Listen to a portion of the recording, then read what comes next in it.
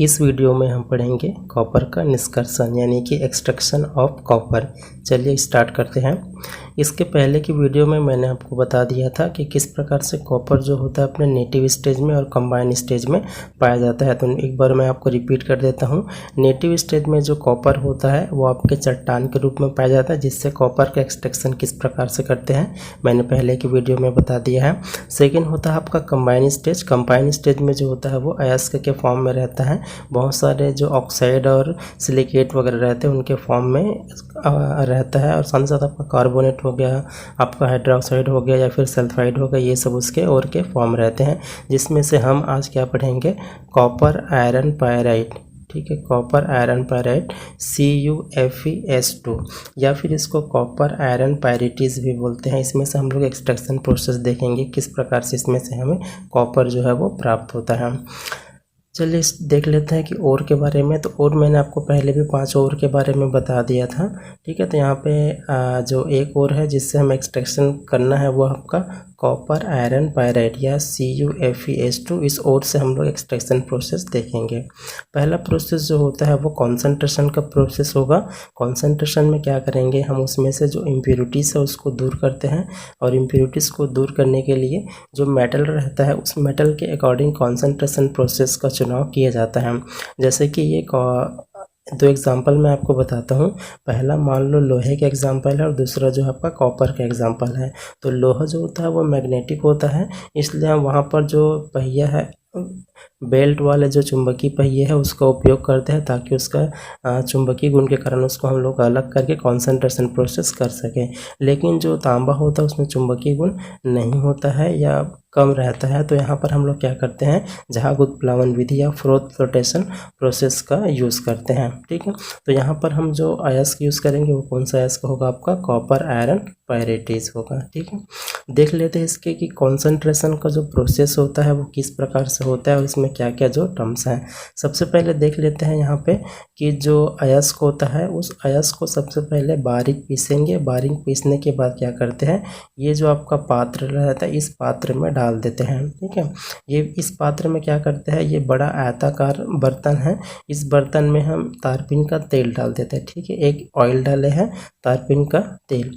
अब तारपीन के तेल डालने के बाद क्या करते हैं, ये वायु के लिए क्या है, आपका एक मार्ग रहता है, एक लगा हुआ है यहाँ पे आपका द्वार। यहाँ से क्या होता है, बहुत तेज़ गति से वायु जो है वो निकलता है, और ये जो आपका वायु के लिए जो द्वार लगा हुआ है वे क्या होता है, अप डाउन करते हैं उसको क्या करता है, मिक्स करते रहता है। इससे क्या होगा, आपका जो ओर होगा वो ऊपर सल्फाइड के फॉर्म में क्या होता है, ऊपर की ओर आ जाता है। झाग में क्या होता है, जो कॉपर का जो अयस्क रहता है वो झाग के फॉर्म में ऊपर यहाँ पर बैठने लगता है। ये आपका ऊपर यहाँ पर क्या होगा, झाग के फॉर्म में मेटल आते जाएगा, और जितना भी अशुद्धि है वो अशुद्धि क्या होता है, यहाँ पर नीचे की ओर बैठने लग जाता है। ठीक है, तो इस प्रकार से क्या होता है, जब हम पाउडर ओर को यहाँ पर इस मिश्रण में लेते हैं तो फ्लोटेशन प्रोसेस के द्वारा क्या होता है, यहाँ पर आपका जो मेटल होता है उससे जो अशुद्धियाँ होती है वो दूर हो जाती है। ठीक है, पूरा शुद्ध दूर नहीं होता है, लेकिन काफ़ी हद तक क्या होता है, आपका अशुद्धियाँ जो होता है जैसे कि मिट्टी वगैरह हो गया, ये सब क्या होता है नीचे तली में बैठ जाते हैं, और आपका जो मेटल होता है वो झाग के साथ ऊपर आ जाता है। ठीक है, इसको मैं एक बार और बता देता हूँ। सबसे पहले क्या करेंगे, यहाँ पर एक बर्तन लेंगे। बर्तन में क्या करते हैं, आपके अयस्क को बारीक पीस कर डाल देते हैं।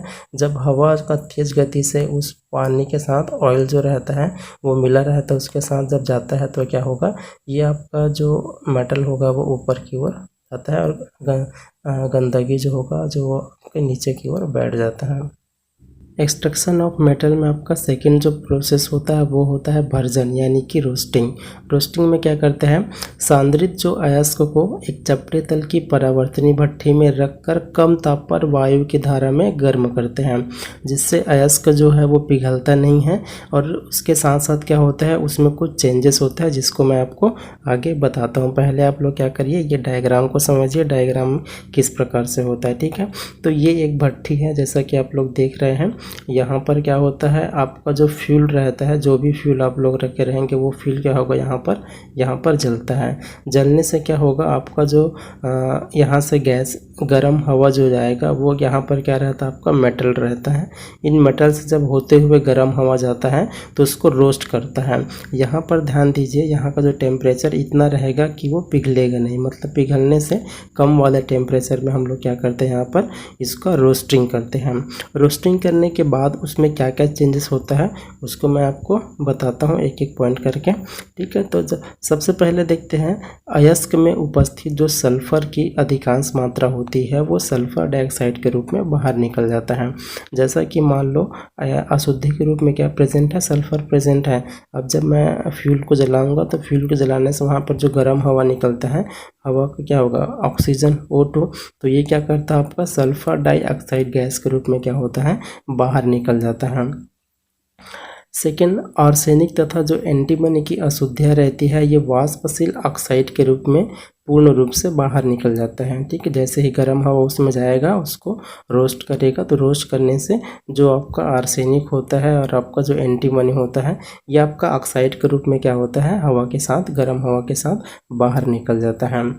थर्ड, पायरेटाइज अयस्क का आयरन सल्फाइड एवं copper sulphide, iron sulphide FeS और कॉपर सल्फाइड यानी कि क्यूप्रस सल्फाइड है ये Cu2S, इनके ऑक्साइडों में अपघटन हो जाता है, ठीक है। केमिकल जो रिएक्शन है वो इस प्रकार है, ये आपका है कॉपर पायरेट CuFeS2, ये ऑक्सीजन यानी कि हवा जो अपने फ्यूल को जलाने से क्या निकला वहाँ पर गर्म हवा जो निकला उससे उसका रिएक्शन हुआ। रिएक्शन होने के बाद क्या होता है ये इसको अपघटित कर देता है। अपघटित करने से अपघटन के फलस्वरूप क्या क्या बनता है आपका कॉपर का सल्फाइड, क्यूप्रस सल्फाइड, आयरन का सल्फाइड, फेरस सल्फाइड और आपका सल्फर डाइऑक्साइड। ये जो तीन कंपाउंड है ये बनते हैं। सल्फर डाइऑक्साइड जो होता है वो गैस होता है, गैस के रूप में क्या होगा वो बाहर निकल जाएगा भट्टी से या फर्नेस से बाहर निकल जाएगा और बचेगा क्या आपके पास कॉपर का सल्फाइड और आयरन का सल्फाइड।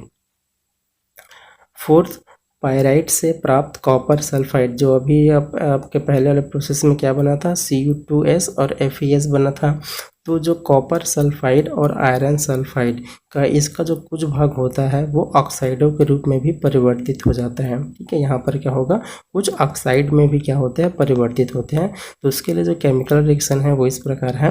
आयरन को जब सल्फाइड होता है ऑक्सीजन से रिएक्शन करेगा और यहाँ पर S जो है सल्फर जो है वो सल्फर डाइऑक्साइड बना लेगा और आयरन से आयरन ऑक्साइड बन जाता है। उसी प्रकार जो कॉपर को जो सल्फाइड रहता है वो कॉपर का ऑक्साइड बना लेता है और सल्फर जो होता है ऑक्सीजन के साथ सल्फर डाइऑक्साइड बना लेता है।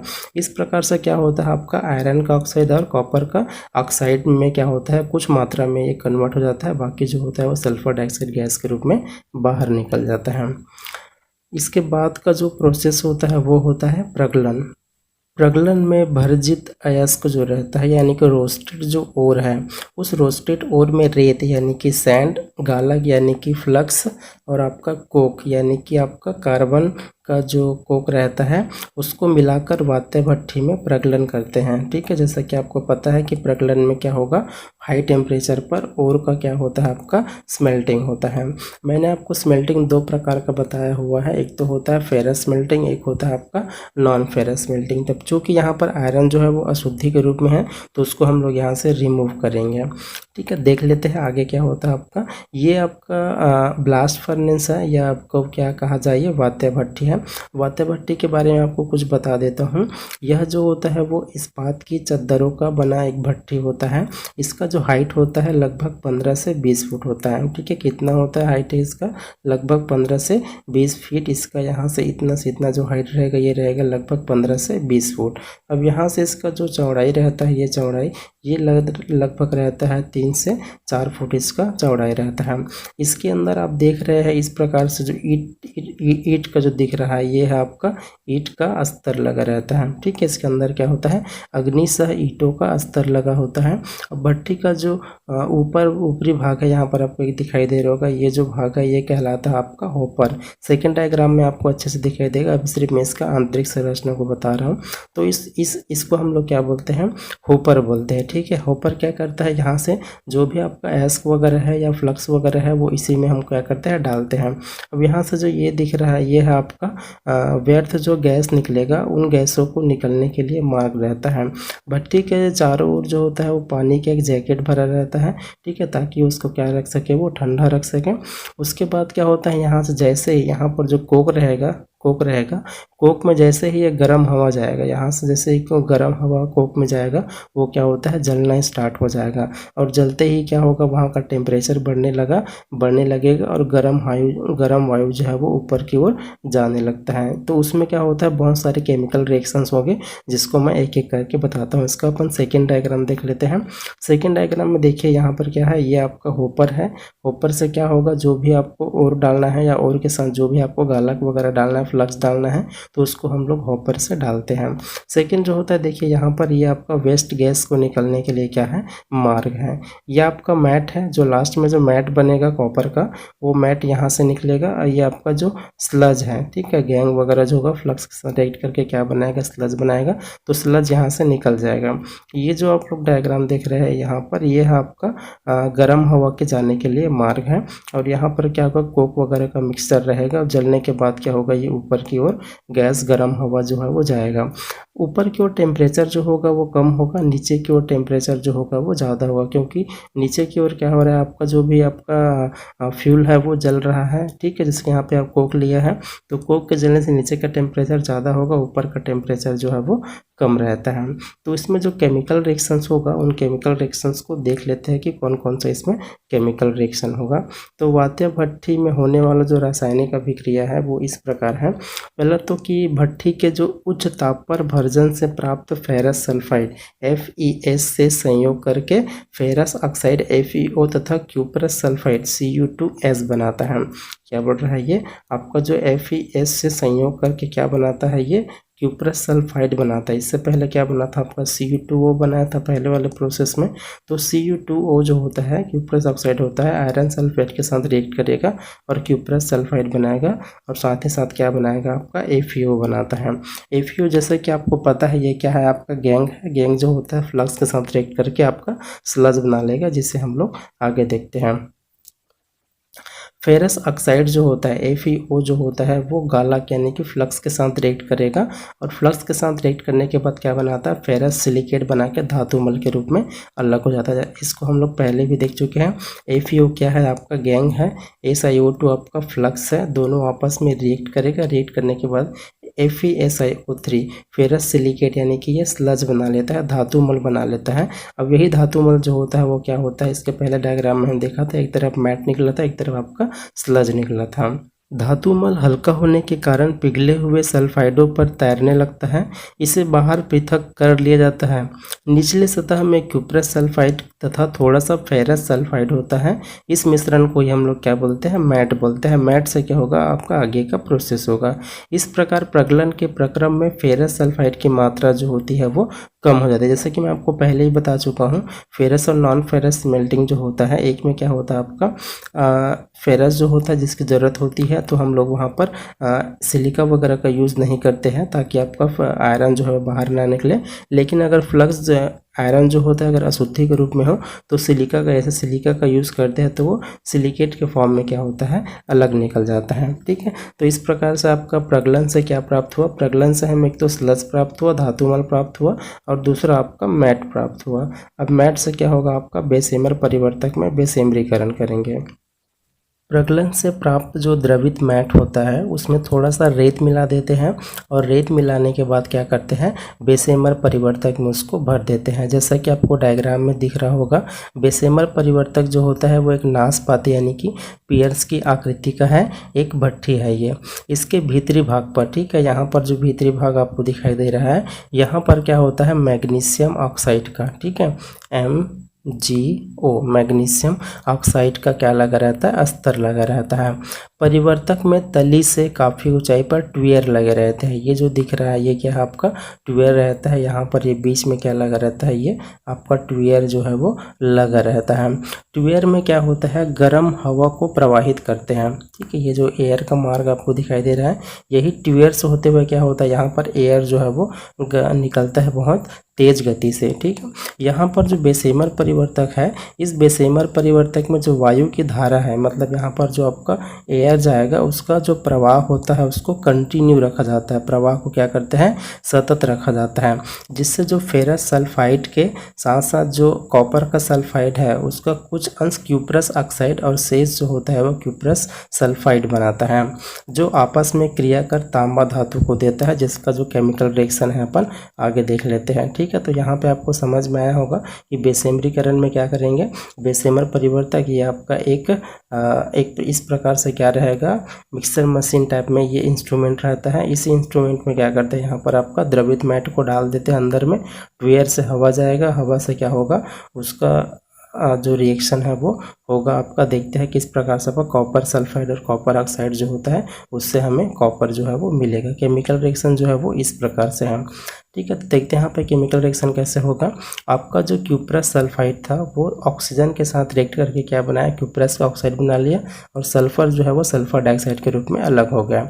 उसी प्रकार जो क्यूप्रस ऑक्साइड बना वो वापस क्यूप्रस सल्फाइड से रिएक्शन करता है और ये जो कॉपर है वो अलग हो जाता है 6 कॉपर के रूप में, और जो सल्फर है वो ऑक्सीजन के साथ, ये ऑक्सीजन के साथ रिएक्ट करके क्या बना लेता है, आपका सल्फर डाइऑक्साइड बना लेता है।